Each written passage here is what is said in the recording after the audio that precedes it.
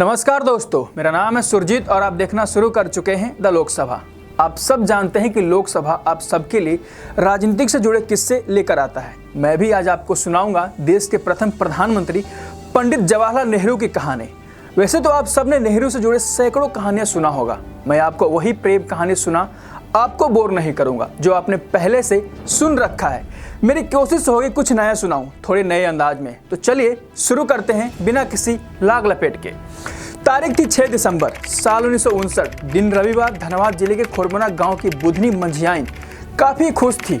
उन्होंने अच्छी साड़ी पहनी, प्रिंटेड ब्लाउज, कान में झुमके और संथालियों की पारंपरिक हार। उस वक्त उनकी उम्र महज 15 साल थी। झारखंड में दामोदर वैली कॉरपोरेशन के अफसरों ने उन्हें प्रधानमंत्री जवाहरलाल नेहरू की स्वागत के लिए चुना था। उस दिन नेहरू झारखंड में बने पंचेत बांध का उद्घाटन करने आने वाले थे। पंचेत पहुंचने पर बुधनी मंझियाइन ने उनका पारंपरिक तरीके से स्वागत किया। उन्हें माला पहनाई गई, चंदन लगाकर आरती उतारी गई। प्रधानमंत्री नेहरू ने पंचेत बांध का उद्घाटन भी बुधनी से ही कराया। वे चाहते थे कि बांध के निर्माण में लगा मजदूर ही इसका उद्घाटन करे, इसलिए प्रधानमंत्री नेहरू की मौजूदगी में बुधनी ने बटन दबाकर पंचेत बांध का उद्घाटन किया। इसके साथ ही वे सुर्खियों में आ गई। कोलकाता से प्रकाशित स्टेट्समैन और आनंद बाजार पत्रिका में समेत कई अखबारों में प्रधानमंत्री नेहरू के साथ उनकी तस्वीरें और उद्घाटन की खबरें पहले पन्ने पर छापी गई। बुधनी मंझियाइन भारत की पहली मजदूर होंगी जिनके हाथों किसी परियोजना का उद्घाटन कराया गया। इस समारोह की एक और दिलचस्प कहानी सिर्फ पंचेत कस्बे में दबकर रह गई। मेरे ख्याल से उस महिला की आप बीती कहानी आपको भी सुननी चाहिए। 6 दिसंबर 1959 रात बुधनी की जिंदगी में तूफान लेकर आई। दिन में प्रधानमंत्री के साथ मंच साझा करने वाली बुधनी को उनके गांव के ही लोगों ने रात में गालियां दी। समारोह के बाद घर लौटने पर बुधनी के साथ काफी बुरा व्यवहार किया गया। बुधनी मंझियाइन ने बीबीसी से कहा, उस रात खोरबोना गांव में संथाली समाज की बैठक हुई। मुझे बताया है कि मैं नेहरू की पत्नी बन चुकी हूं। लोगों ने कहा कि पंडित नेहरू को माला पहनाने के साथ ही आदिवासी परंपरा के मुताबिक मैं उनकी पत्नी बन गई।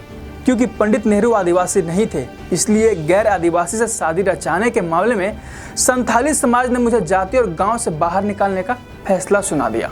जब बुधनी से सवाल पूछा गया कि क्या आपने नेहरू को माला पहनाई, तो इस पर चुप्पी साध ली।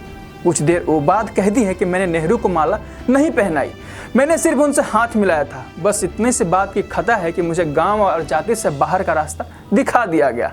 मैं डीवीसी के पावर हाउस में मजदूर थी। पंचायत आ गई ताकि यहाँ रहकर नौकरी कर सकूं, अपना पेट पाल सकूं, लेकिन साल 1962 में मुझे डीवीसी ने भी नौकरी से निकाल दिया।